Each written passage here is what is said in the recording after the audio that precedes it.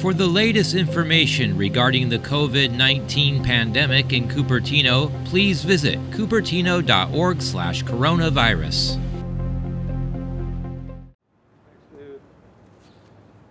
Good morning, everyone. Dave Cavill here, president of the Oakland A's. I want to welcome everyone to Oakland, California, to the Oakland-Alameda County Coliseum, a historic location for a historic announcement. Today, we are partnering the A's with the Biden-Harris administration, the governor and his esteemed leadership, our mayor, our county officials, to make this a public mass vaccination site at the Oakland Coliseum. It's a great day. We've obviously been hosting people here for generations to come to baseball games and football games and basketball games, and now folks can come out and actually get their shot and get vaccinated. So it's a great day. We're looking forward to first pitch before you know it, in February instead of actually in April. And I want to turn it over to our esteemed mayor, Libby Schaaf. Thank you.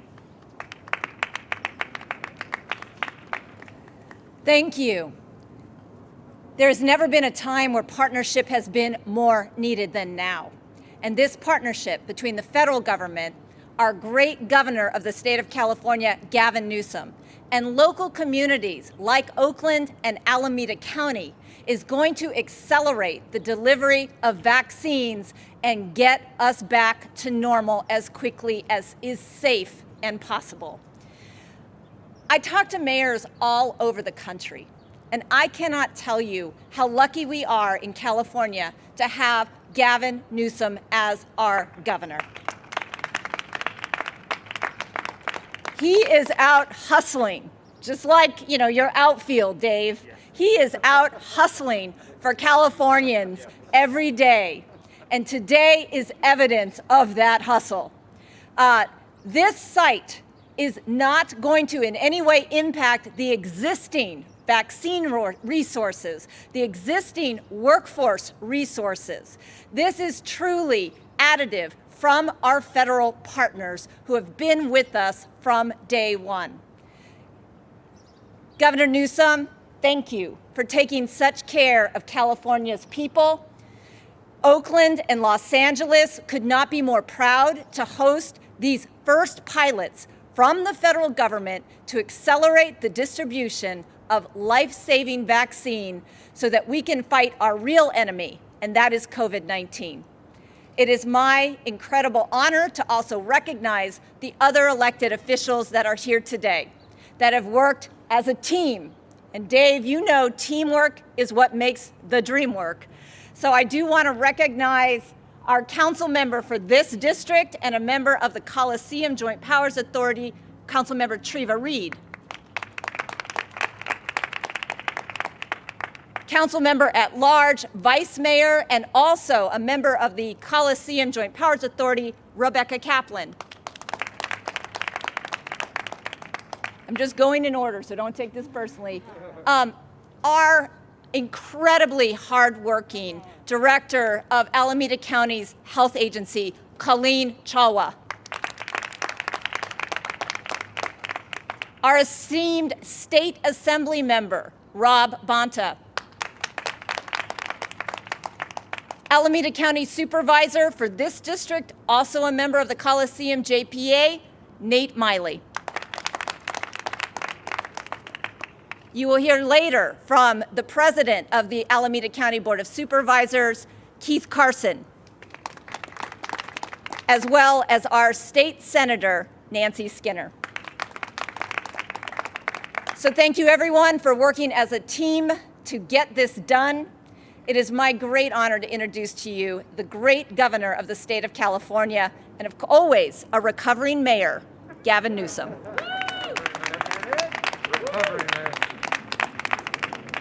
I appreciate that, Madam Mayor. Thank you for your generous remarks, and thank you for recognizing all the esteemed leaders here in Alameda County. I just want to acknowledge Alameda County for their excellence.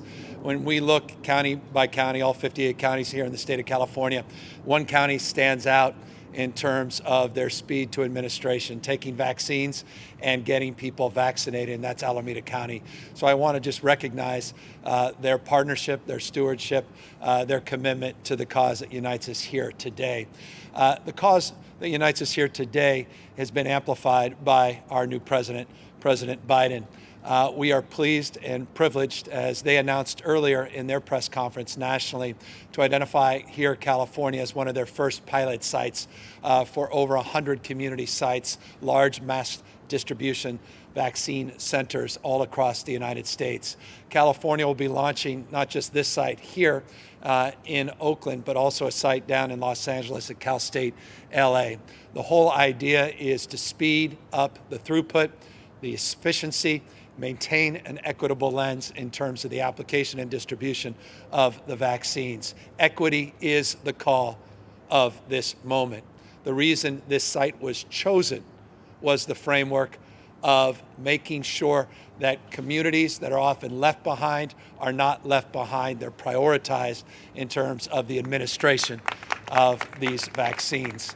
As a consequence, we are blessed not only by the announcement of this partnership with the Biden administration, but their full federal support in terms of the allocation of the resources to help us move forward with the distribution of these vaccines. This is a partnership with FEMA and the Office of Emergency Services.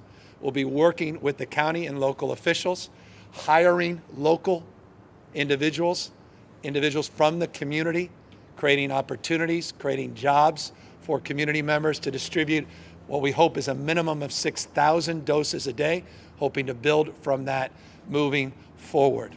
This, again, is one of many sites all up and down the state of California, but this will be the first site done in partnership with the Biden administration. None of the vaccines come from otherwise allocated vaccines that we will be receiving here in the state of California. This is additive.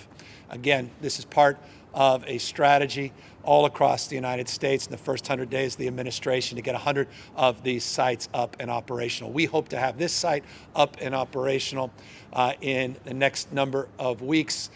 The set goal, 16th of February, to get this site operational. If you're interested in accessing this site, we are launching in a few weeks as well statewide a new app called My Turn that we have piloted in Los Angeles and San Diego. The pilot's been operational for 2 weeks. It's been a success. The app will be made available as we believe, the most comprehensive end-to-end application of its type of any state in this country. Not only will allow you to be notified when it's your turn for a vaccine, but also allow you to schedule the vaccine and allow us end-to-end feedback from providers, providing data not only to the state, but to our federal partnership. It will provide transparency. It will provide us a higher level of accountability and ultimately allow us more efficient, effective, targeted throughput in terms of the administration of the vaccines. So you can go to My Turn today here in Alameda County, and you can get the notification benefits. The scheduling benefits will be online in a few weeks. But nonetheless, it is a site that's available for registration and ultimately for scheduling outside of LA and San Diego when the pilot, while we move away from the pilot to a full-scale statewide operation. I want to talk about this state. Everything that should be up in relationship to this virus is up. Everything that should be down is down. Let me be specific. A month ago, on the 4th of January, we had an historically high number of cases reported in the state of California, over 60,000 cases. Today, we report 10,501 cases. 60,000 less than a month ago, 10,000 cases reported today. Our positivity rate peaked, the 7-day positivity rate peaked on January 7th at 14.3%. It's now down to 6.1%, more than half a reduction in the positivity rate in less than a month in this state. Today's reported number, when you look at a 2-week trend line for ICUs and hospitalizations are down 29.5%, 30% decline in a 2-week period in hospitalizations, and a 21.5%, 22% rounded up decline in ICUs in this state. This does not mean we're out of the woods. Many are talking about this new variant, this new mutation. Many are talking about the UK variant, South African variant, and also this West Coast variant. We have done just shy of 12,000 sequences of genomics in the state of California. State leads this country in genomics sequencing. We have had a bird's eye view from day one in terms of some of these variants and mutations. Today we have 150 reported UK variants here in the state of California, 960 West Coast variants, and there are two versions, two mutations in this state, 1429, 1427. That's neither here nor there, except to say we're monitoring that variant, monitoring the UK variant, and we currently have no South African variants to report, but clearly we're monitoring that as well. The virulence, the transmissibility of those variants are obviously of concern, and that's why we have to be cautious. That's why we have to continue to be mindful. That's why we have to continue to do the things that we all know we need to do in terms of physical distancing and wearing our masks and maintaining hygiene and doing the good work that we've done to be more vigilant at this moment, perhaps than any other moment, because we see the light at the end of the tunnel. With these vaccines, with these case rates declining, we see light at the end of the tunnel. In order to get our businesses open, in order to get our schools open, which we are committed to getting our schools open for in-person instruction, to do that more efficiently, more expeditiously, we need to continue the good work we have done in this state to continue to see that case rate decline, these ICU and hospitalizations decline, and that positivity rate. 6.1%, still not where we want to be. We have tripled the number of daily vaccines that we have administered in this state just in the last few weeks. While that's good, it's not good enough. We were in the 40s, high 40s, in terms of our national ranking. We were in the high 30s. We're now in the high 20s. We're moving in the right direction. We're above the national average. We don't want to be average. We want to do more and better. We maintain a new focus. We have a new framework. We are being more aggressive. We're enforcing rules and regulations. We're reallocating vaccines that are not being administered. I'll give you an example of that. 170,000 were reallocated yesterday, CVS had, that hadn't been administered. And we sent them over with an equity lens to have Kaiser administer half of them specifically to low-income communities. We are being more aggressive in that respect. And as many of you know, we announced a new partnership with Blue Shield and Kaiser as third-party administrators. On February 15th, we will have that contract made public. Details of that will be put out. 2 nonprofits, no profit in this process, all about logistics, warehousing, all about making sure the equity frame is advanced and there's provider accountability across the spectrum. So we're enthusiastic about that to build on this momentum, but we're not slowing down. We are moving much more efficiently and quickly. Good news in closing, before I introduce Senator Skinner, is the federal government's doing the same. Now, we recognize what you recognize. There are parts of the state that are already running out of vaccines, where they're throttling back in terms of their dose allocation because they're running out. Federal government doesn't have the doses to support states like ours at the scale we all would like to see. We are limited on the basis of supply. This week, we will receive 1,060,000 doses of the vaccine. That's encouraging. We are averaging over 1 million vaccines being administered at this moment a week, and so we certainly can keep up with that rate. This is a flywheel. We'll only increase that pace and distribution, but it's an encouraging sign, and we, of course, will be looking, as every other state, every other governor in this nation, looking forward to the single-dose vaccine, not just Moderna and Pfizer and the 2-dose regimens, but the Johnson & Johnson that can't come soon enough that will ultimately help really fast-track the throughput. Also, in closing, forgive me for lingering beyond perhaps my allotted time, we also were pleased to hear, as many of you did yesterday, that on February 11th, the Biden administration, in partnership with pharmacies all across the nation, will be allowing direct allocations to pharmacies for traditional administration of vaccines. I say traditional because many of you get vaccinated at pharmacies. You get your flu shot at pharmacies. We'd like to see, with ample supply, an abundance of supply, your ability to do the same in pharmacies all across this state. That first commitment was announced yesterday by the Biden administration. It's additive and it's encouraging. So new partnerships, partnerships that are meaningful, partnerships that are targeted, partnerships that are focused on equity, focused on throughput, efficiency, partnerships that build on the existing infrastructure, partnerships that magnify our resolve and commitment to do more and do better. No one is satisfied with the pace of distribution of these vaccines. Of course, we have more work to do, but we have made demonstrable progress, and we will continue to build on that over the course of the next days, weeks, and months until we eradicate and eliminate this disease and move forward, as we will, more resilient, more capable as a state and a nation. And that's a day we all look forward to. And today we're marking and planting a flag of a different mindset, a different framework, a different partnership with the federal government. And for that, we are grateful to the Biden-Harris administration. With that, let me introduce your senator, Senator Nancy Skinner.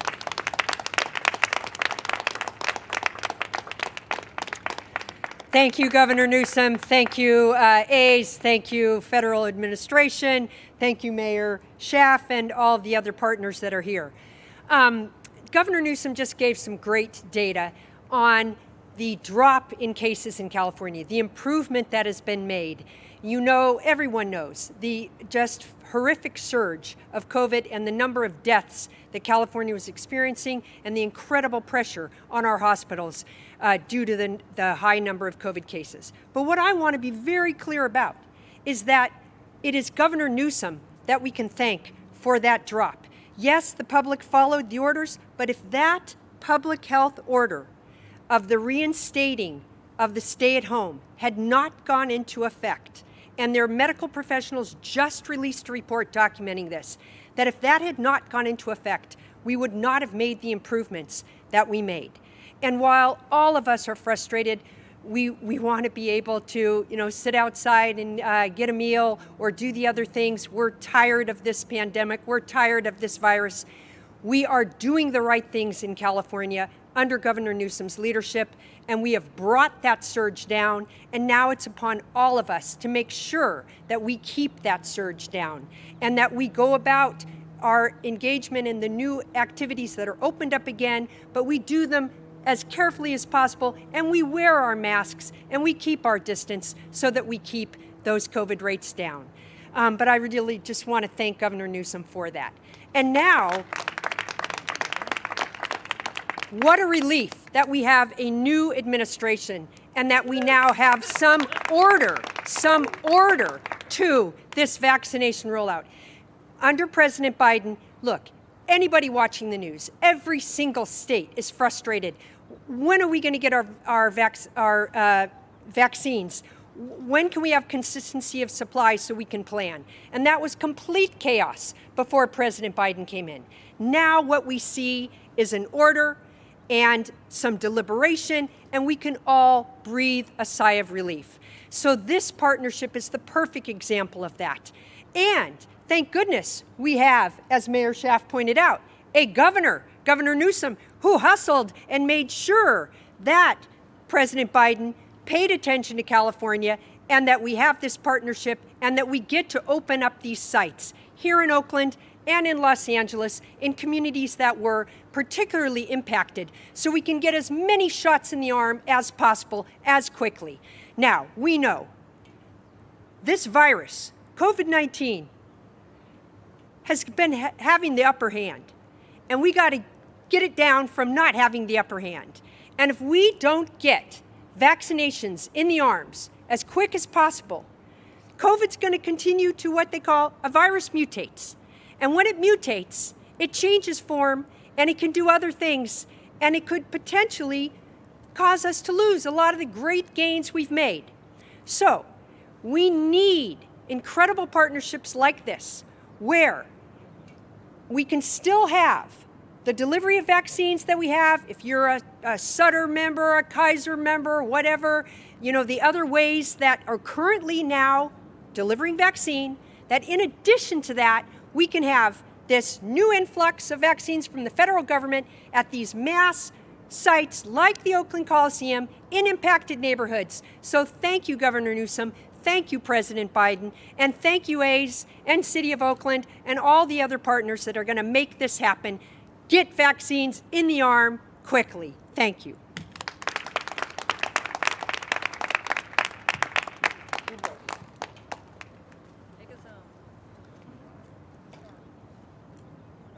As president of the Alameda County Board of Supervisors, along with my colleague Nate Miley and also our healthcare agency director, Colleen Chawla, I want to say, first of all, thank you to President Biden.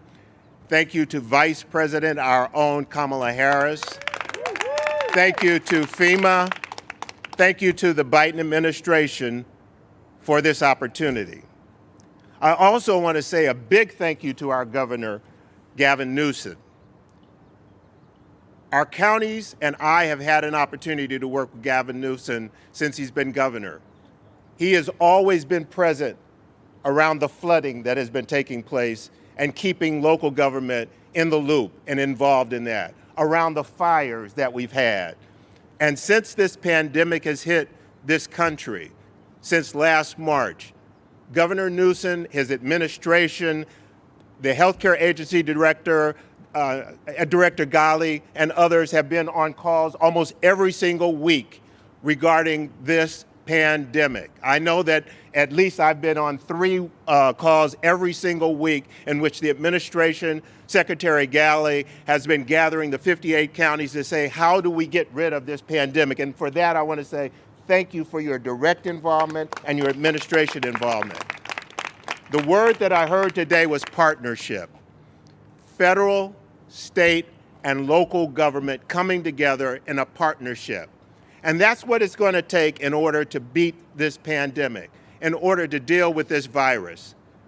Alameda County is the best place to kick this off because we reflect the rest of the United States, we reflect California. We have urban communities, we have suburban communities, we have rural communities, we have old individuals, we have young individuals, we have physically challenged individuals all living here. We are a diverse community with multicultures and multi-languages all here. And the ability to partner in order to deal with this virus that is killing people across this country, around the world, a virus that is almost going to be equivalent to that of the Spanish flu of 1918 that killed almost 50 million people by history around this world. And unless we have this kind of a partnership, which have come together through the Biden administration, through our leadership here at the state from Gavin Newsom and from local government coming together, it's going to take this kind of partnership to go out into the community and make sure that the least amongst us, those who are living on the street, those who are unsheltered, to those who are living in million-dollar mansions, have the ability to make sure that they equally can come together and get this shot so that we can beat this virus. So again, thank you very much for your leadership. Thank you again for the Biden administration for the partnership, and the local community is going to come together to make sure that every single one of us is vaccinated. Thank you very much. Thank you, Supervisor. Again, thank you for your outstanding work, and thank you for your generous words and your incredible leadership. We are happy now, of course, to take any questions. I want to just also recognize someone who's not here, but has been instrumental in getting this partnership developed, and that's Bob Fenton, our regional director at FEMA, has just been an extraordinary partner through multiple administrations, and of course, Mark Gilladucci, the head of our Office of Emergency Services. As I noted, this site is being stood up in partnership with the Office of Emergency Services and FEMA, and we'll have the support of staff that includes members of this community. That happy to take any questions. Thank you, Governor. I'm Roddy here with KQD. Thank you for taking questions today. You mentioned the limits on supply. What guarantees have you received that there will be sufficient supply of vaccines at these sites so that they can actually accelerate vaccination? So we have strong, We have been told that these allocations will allow for us to get up to 6,000 doses administered on a daily basis, and that all of the requisite supports, not just the doses themselves, the vials, but all of the PPE and related support will be provided by the federal government in an additive manner, not in a way that takes away from our ongoing and existing capacity. They have secured our confidence, and we maintain that confidence in the administration that those doses will be forthcoming and those supports will continue, not just episodically, not just for the kickoff of this site, but for the weeks and months ahead. And you said that the state began its planning around vaccine distribution back in April, but obviously in recent weeks there's been a number of significant changes to the state's plan. Can you point to a place where that initial vaccine strategy broke down, and perhaps if you could go back and do anything differently around the vaccine distribution strategy, what might it be? No, we built off a well-treaded system, one that's been designed and developed over the course of quite literally decades. And that's the system that's very familiar to Californians, and that's the 19 or so million flu vaccines that are administered on an annual basis, and the vaccine regimens that exist and persist for other vaccines that people get on a daily basis all up and down the state of California. We built off that framework. It was bottom up, not top down. Localism being ultimately determinative, driven by the counties as the intermediaries making determinations and distributions to providers. What we realized is in that process there was some opaqueness. It wasn't kind of transparency we were hoping for, and there were certain counties outperforming, certain counties that were not performing as well or as effectively as we'd like to see. We've begun to tighten that up, developing a framework of partnership, allowing the counties, maintaining the partnership to allow the counties to lead on equity.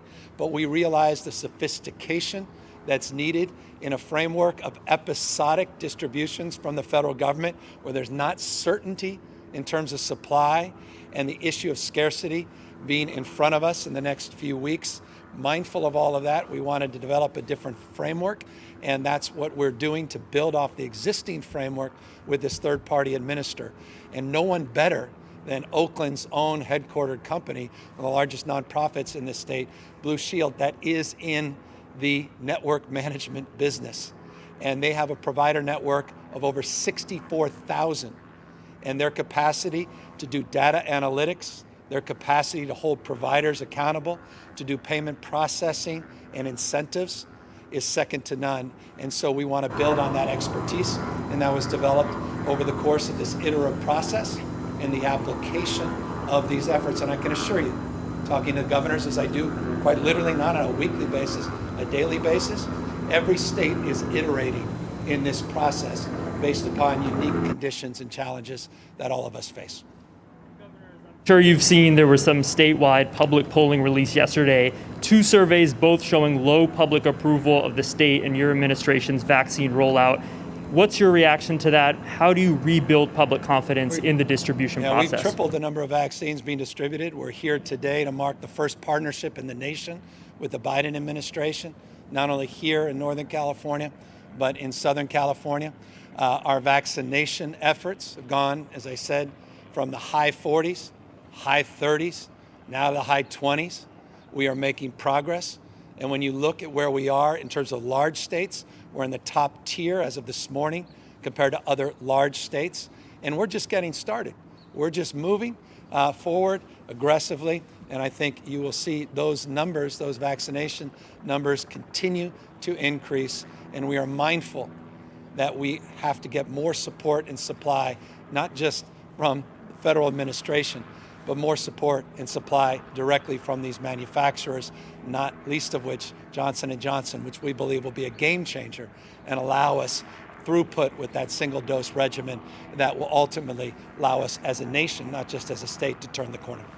And on the decision to partner with Blue Shield on distribution, what does the state think Blue Shield will be able to accomplish that others can't? And given the quick timetable of bringing them on board, the contracting process, how do you respond to any criticism that Blue Shield might be being favored for its political support of you in the past? It's nonsense. We had a partnership with Blue Shield that was developed by a team of experts. We've got dozens and dozens of individuals that are working on our vaccine rollout. We've got a community advisory committee. We have got a distribution advisory committee, what we refer to as the guidelines working group. We got a team of experts. Everybody came together looking at what's working, what's not working, and we identified 2 partners, in particular 2 nonprofits, Kaiser and Blue Shield, both offering unique experience, well-established companies here in the state of California. They have the kind of scale, they have the capacity, they have the allocation distribution mindset that we were looking for, and that's why the team recommended this partnership, and I concurred. Governor, the CDC has said that teachers do not have to be vaccinated in order to safely reopen schools. I'm wondering what you make of calls from some teacher unions in the state who disagree with that guidance, and also where do negotiations stand with the legislature over the short-term budget plan to reopen schools? And with the Senate budget chair here, perhaps I'd love to get your perspective as well. I want to safely reopen schools, and I don't want to do it episodically. I want to do it in a sustainable way. I believe you can safely reopen schools in this environment. One we've put out in terms of a framework to the legislature is a plan that includes $6.6 billion of early action to help not only with PPE, but to help with testing, to help with other protocols and supports in terms of ventilation, in terms of social distancing and physical distancing within the classroom and outside the classroom. We have many districts that have schools open and have been able to do it safely. Let me be specific. In January, we had 87 reported cases of positive cases in our schools. That's down from where we were in November, December, despite January being a record month in terms of community spread and positivity. I subscribe to the Biden administration's point of view, reinforced again today in their press conference, that we can safely reopen schools with appropriate level of support. So the framework that we put out to the legislature provides a framework for engagement and negotiation that's been ongoing over the course of the last number of weeks. I was just talking to Senator Skinner, and I'll ask her up here in just a moment, how she felt things were going. She's been instrumental in those negotiations, and I complimented her on our team's partnership. The Senate last night, just exchanging paper on nuances and details back and forth, and I'm confident we can get to where we need to go, and that's safely reopening our schools for in-person instruction, starting with the younger grades and those with special needs. I say this not academically or intellectually, but as someone with 4 young kids.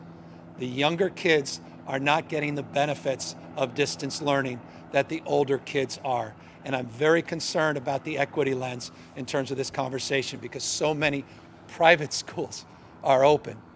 And I believe we can safely reopen public schools to in-person instruction with the appropriate level of safety and support and accountability in terms of enforcing the rules of the road.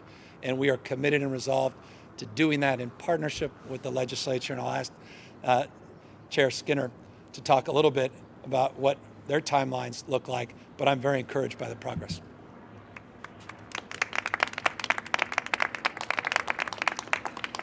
Thank you, Governor. No one in their right mind wants to get COVID-19. So, of course, we have legitimate concerns by whether it's teachers, parents, what have you, around if we're going to open schools, let's do it safely. But I'm confident, and we know the governor wants the schools open safely, our schools want to open safely, and the legislature wants to get schools open safely. And we're just hammering out the details to do that, and I'm confident we'll get there.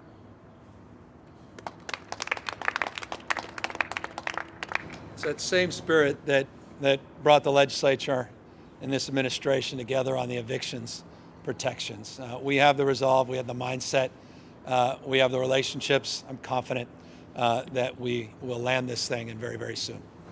And Governor, I'd love to get your reaction to your home city and county of San Francisco suing SFUSD, saying it lacks a clear reopening plan. Might that be a consequence if there isn't this kind of state framework established? You see more local governments kind of acting on their own in this manner. Well, we're putting out a statewide framework, providing an unprecedented amount of support. By the way, our budget that we submitted has the highest level of funding in the history of the state of California for K through 12 education. We are providing above our minimum mandate under Prop 98 billions of additional resources. And we are working very, very closely with the legislature on pulling forward $6.6 billion in an early action package to address the issue of learning loss. Learning loss can be addressed at the local level with the kind of flexibility that San Francisco Unified, Oakland Unified are looking for.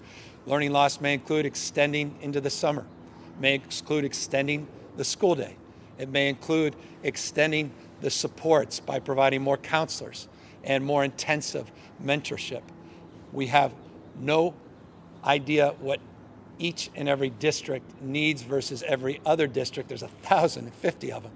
But we have one fundamental recognition. They need more resources and they need flexibility. And that's exactly what we're providing. And we're very hopeful those city, county, district issues will be substantially abated and resolved with the support that this package provides. And Governor, just to follow, is that argument of having a prerequisite of all teachers being vaccinated to return, is that a non-starter for you? It's not a non-starter. I'd love to have everybody in the state vaccinated that chooses to be vaccinated. I'd like to prioritize. Not only would I like to prioritize teachers, we are prioritizing teachers. The state put out guidelines, 1B, that prioritizes teachers. We have age cohort, but we are prioritizing teachers for vaccines. We want to get our teachers vaccinated, and they have been prioritized in this state. So we want to see that happen. What we believe is exactly what the CDC, Dr. Fauci, what the Biden administration believes, that we can safely reopen schools as we process a prioritization to our teachers of vaccinations and still keep our teachers, our paraprofessionals, which means bus drivers, our cafeteria workers, janitors that are essential workers to making our schools work safe and keep our kids safe at the same time. So we are aligned with the thinking of the Biden administration. I'm wondering if you can share any key lessons that you've learned from other places where vaccine distribution is going well, either states or even locales in California like Long Beach. Well, Long Beach has been a great partner to the state, been a great example to the state. Mayor Garcia and I just did a call together talking about what's working, what challenges they're having. Every part of the state, there's a best practice. I noted here, Alameda County, 94+% in this morning's report of the vaccines that have been delivered have been administered. There's some counties as low as 22%, which is just unacceptable. So we're learning from those counties, not just other states. We're learning from providers. We're learning from our partnerships that include Kaiser and Sutter and others, what's working, what's not. So every single day, we take those lessons in. We have a work group. We begin the day talking about vaccines. We spend most of the day in a vaccine framework, and we end the night about what we learned from the rest of the day in terms of an all-hands call. And every day we're improving and iterating. Question on youth sports. I'm wondering if you can react to the lawsuit filed by 2 high school student athletes in the San Diego area. They are seeking an immediate return to competition, and wondering if you could provide the latest on any discussion you're having with youth sports leaders, whether you expect a change in the rules to allow high school and other youth sports leagues to perhaps begin playing sooner than current rules allow. Well, last week we made an announcement and that allowed for youth sports like track and field to take place. So just to level set, we are and we have provided a framework to allow certain youth sports to take shape in competition. That said, we have been in very direct conversations. Personally, I launched those conversations last week. My team is in constant contact trying to work through these different tiers. In the red tier, you'll start seeing baseball. In subsequent tiers, we'll get to football. But I'll be honest with you, a lot of this is driven by football and folks wanting to get a football season in, and I'm deeply sensitive to that. As I said, I only have 4 kids that want to get educated, but they love sports. And so I recognize all of the benefits, physical and mental, as well as the benefits to teachers and parents that have kids that are engaged in physical activities in terms of our responsibility to support those children as well. And so we want to see this happen. We want to do it safely. And a lot of great data has been provided by the same groups that are suing us. And if I was concerned about lawsuits, I would have collapsed a year ago. We receive dozens of them every week, and some of them from folks that are very close to us. So it's clarifying, allows for focus. Some are specious and political. Others, like this, I think are quite legitimate in terms of what they ultimately want to achieve. I share that, and we are processing that, and I'm very hopeful. I really mean this. I'm very, very hopeful that we can find a compromise here, and I believe that's possible as long as these case rates continue to move in the direction they're moving. Governor, last question for you today. Your run of appointments is not yet done. When it comes to Attorney General, what factors are you considering as you weigh a potential appointment? What do you see as the priority for that position in the next 2 years? I think there are 5 candidates for Attorney General behind me. Maybe this is kind of like I don't know. I don't want. We can make this like a reality TV show. You can ask them some tough questions, and we'll see how they perform. I'm very close to making that decision. Some extraordinary people that have not only sought consideration, some that haven't sought consideration that I believe would make outstanding Attorney General. But we're very close to making that decision. Here's a consideration that is quite sincere, and I want to make this public in a more contemporary terms. Our current Attorney General is still the current Attorney General, has not been formally confirmed by the United States Senate. And so the timing of a public announcement will be determined on the basis of that confirmation. And so just know that. We hope that happens sooner, I certainly do, than later. With that, let me thank everybody again for being here. Thank the incredible leadership in Oakland and Alameda County, and thank you to the Oakland A's for opening up this site. Thank you, everybody. For the latest information regarding the COVID-19 pandemic in Cupertino, please visit cupertino.org/coronavirus.